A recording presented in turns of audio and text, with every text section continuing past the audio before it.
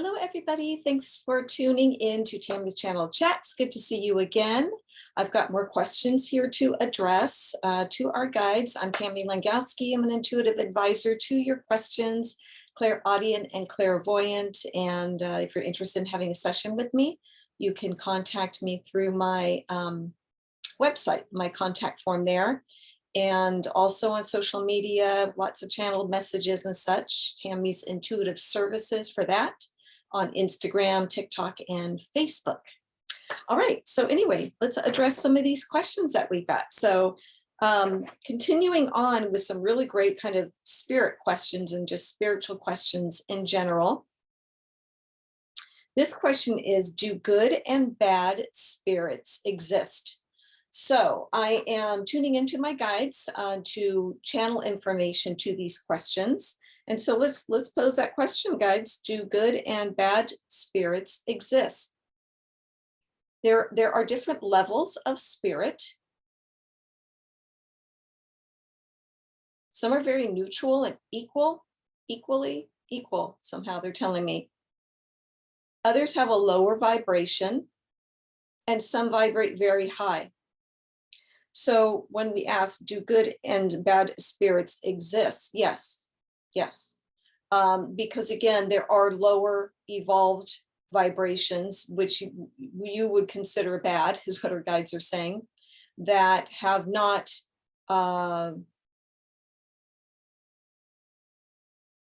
frankly just not ascended, have not grown spiritually in their knowledge and understanding of compassion, and choose to work in a vibration and be and live in a vibration that is dark. It is not of the light. It is, it serves them in their own way, not to be in the light, but they are ever evolving and ever learning should they choose to. That would be considered a lower level or bad spirits. And of course, then good spirits, as we would see it, are those who are continuing their progress, living in the light, learning about compassion, and also, boundaries and all the things that are important for them as a soul to gather all the information and the knowledge to be of help and to really be of service to others. So those are what we consider, good spirits that are of love and light and hope and help for others. Okay, so we would say yes to that question. Do they both exist? Okay, because this person went on to say, and thank you for these great questions. I originally thought the dark is the bad and the light was the good, kind of like known as heaven and hell, so to speak. Yes. Yes. So again, there is a dimension where lower vibrations, in a sense, exist, and there is a dimension and dimensions where higher vibrations exist. They don't usually coexist. It is said, and they're kind of telling me again that kind of who you are in this lifetime and what you've done in this lifetime is pretty much where you're going to be in the afterlife. You're going to kind of be on that same level with those others that are about the same as you. So you're not going to be forced to sit next to, a dark energy and play nice. I don't know. It's just not like that. There is different kind of levels of learning and different vibrations that those that are in alignment with the same ideas will gravitate toward.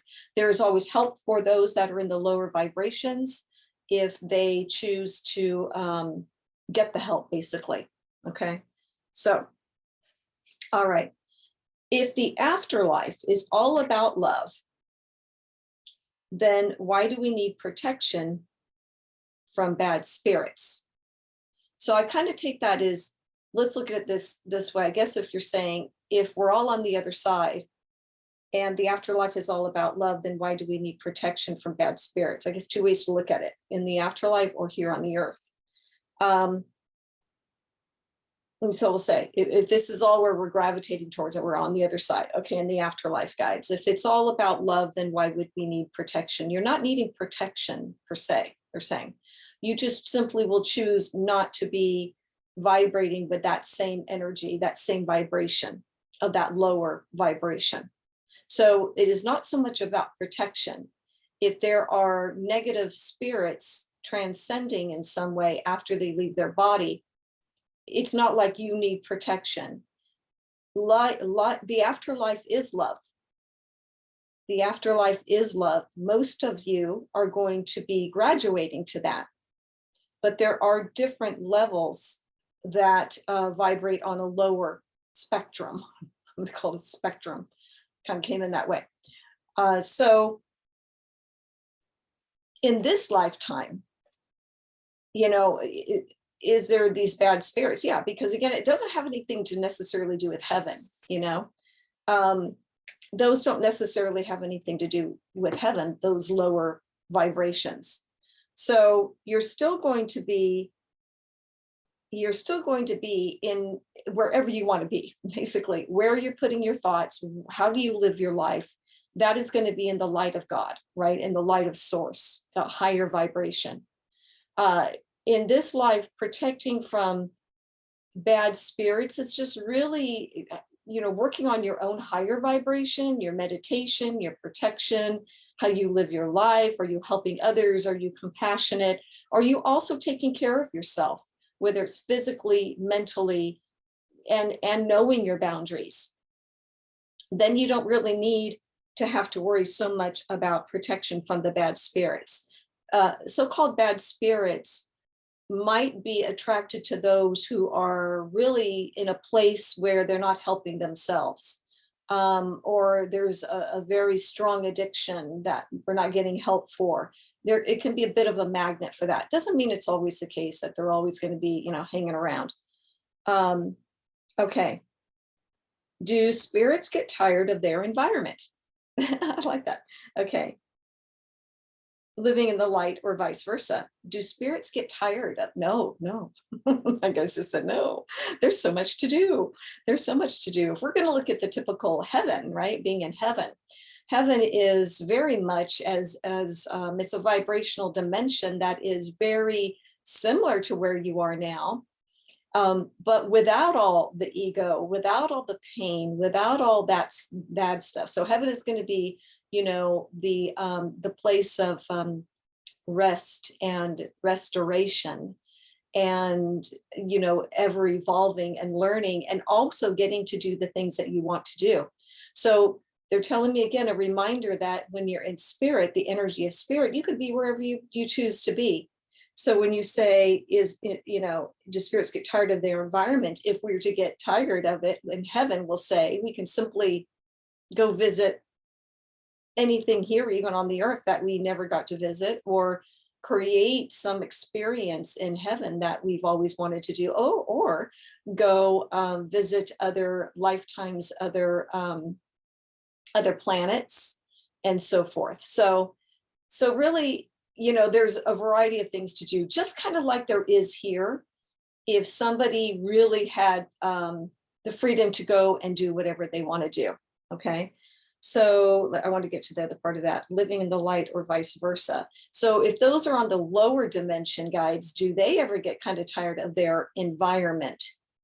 They too have choices, but a lot of their choices are going to be sort of cemented, stagnant, I almost get, because it's almost like they're showing me being in a box, and they're bouncing off the walls, trying to find their way. Do they get help though? Yes. Okay. And how do they get the help? There are actually those, angels that help with lower vibrations should they want the help. Okay. So their environment might seem a little bit, okay, I would liken it, they're showing me this. I would liken it to, like, in this lifetime, if somebody is living a life where they feel stuck all the time, they feel like they don't have the finances or the money, if they put the energy into that, to go the places they'd like to go, or do what they want to do, or they come up with reasons that they just can't explore the planet, or go places, or even just around the corner. It doesn't have to be big time traveling somewhere. That's a choice. In many ways, it's a choice, because you can always, even if you didn't have the finances or hadn't manifested it in this lifetime to do that, there's still avenues, things you can do to get places. You can be creative, and you can manifest things, right? So oftentimes, though, some of those people just feel stuck, and that's the same as what they're showing me of those people that transition. There is always help. There's always ways to do better, but if they're not ready, or they just don't feel that they want to, it's maybe a victim mentality, maybe, and they're comfortable in that, then maybe in the afterlife it would be the same for them in that way. But there is always hope, and always help available should they want it. Okay. Let's see. Is the library in the light? I am assuming you mean like the Akashic records, the library of knowledge. Yes, it's in the light. I go there often. I kind of connect with the library before I'm having sessions with my clients. I just get a check-in at the library. And so yes, they're telling me it's in the light. And I think that's what you mean by the library. Okay. Are spirits in the dark ones that don't want work? Are spirits in the dark ones that don't want work? Yes, sort of. I think even then they're showing there's different layers of it, there's dark, and then let's say there's a little bit of gray, and it's a little lighter, and then there's a higher. So that don't want to work, yes, they can be definitely in the dark. That's what they're telling me. And if it feels they want to don't go forward, then they have to do the work. They have to start practicing self-love and understanding that help is always available should they want it and ask for it, just like it is here for us. We get so fixated in being in our bodies here and thinking that the results are not sitting right out in front of me. So how can I know I'm getting help? That's where the trust and faith has to come in. That, as we've said many times, your guides, your angel source is their masters to help you. The more that you have faith and a connection with them and a love for them, the more you start to see things change. You also, of course, have to do the work.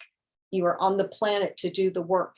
So you can put out the requests, of things that you would love to have happen or get help with, but what are you doing to get that going as well? Okay, it's sort of like somebody who's saying, I can't meet anybody. I have no relationships. I want to be in a relationship. And then you have to take a look at what are you doing to market yourself, basically get yourself out there. Are you staying holed up in your home? You go to work and you go there and there's no social life. Then it's going to be a little difficult. So whether you're going online and doing online dating, or you're telling friends, or you're getting into social meetup groups and things like that, you get the point, right? You have to work at that. Okay. So spirits need to do that too. Okay, so just taking a look at my time. Oh, okay, I'm gonna take one more question here. So what happens to an intuitive who strays from the light? Like you said, this must be in some movie. Yeah, probably is.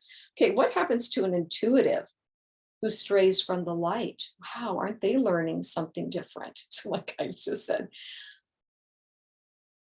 And they kind of go like, well, that's their choice. That's their choice of an experience, just like it is any of our choices to experience something. So what happens to an intuitive? So one who's been maybe connected to spirit and doing like what I do, and then they decide to work in who strays from the light, or just even, they tend to go down a wrong path and do some terrible things here maybe, or something like that. And our guides are having some fun with it. They said, I don't know what happens to them. It's up to them. It's a choice like anything else in life. So nothing is like condemning them or anything like that, because really we're judging ourselves in many ways when we have that transition to the light after our life is done in a body here. We are shown the life review. We judge ourselves basically based on, you know, what we see and we feel, because we're going to feel it all the way. Everything good we did, everything not so good we did. We're going to know what it feels like to be on the other end of that. And therefore, then we judge. We are flanked by our elders. I will say our elders, our masters, our mentors in spirit, whether that also would, you know, well, masters would include any religious belief you might have, source. And that is there to help counsel us and to say, yeah, okay, what do you think of that? But it's always up to us to kind of come to the conclusion that, oh, that wasn't so good. Maybe I need to work on that a little bit more. Or look what I did. I'm so proud of that. That's so wonderful. So they're just saying it's the same kind of thing. I mean, you're going to, nothing happens to that person. It's more, you know, you're gonna come to some kind of reckoning with it, I guess, when you leave your body. It may even happen while you're in your body and you have, you know, the epiphany, just like so many people do that have been going down a really bad path in a lifetime, and then suddenly they have a change of heart, right? Whether it's, you know, nobody wants the accident, but something like that happens, or just a big epiphany just happens for them. And they think, I want to do better. I want to change. I want to do, you know, get rid of my addiction, whatever it might be. Right. So it's the same kind of thing. Okay. That's what I'm getting for that. All right. Great questions. I just love these questions. They're very philosophical and spiritual, and just gives you some food for thought. So thanks for viewing, everybody. Do send them in. You know, anything you're wondering about that you'd like a channeled response to, that is for the good of all. That will help everybody. And if not, of course, any personal questions, I am available for sessions. So again, thanks so much for viewing. Do pass me along, and to anybody that you think might enjoy these YouTube videos. Okay, thanks so much. We'll see you next time. Have a great day.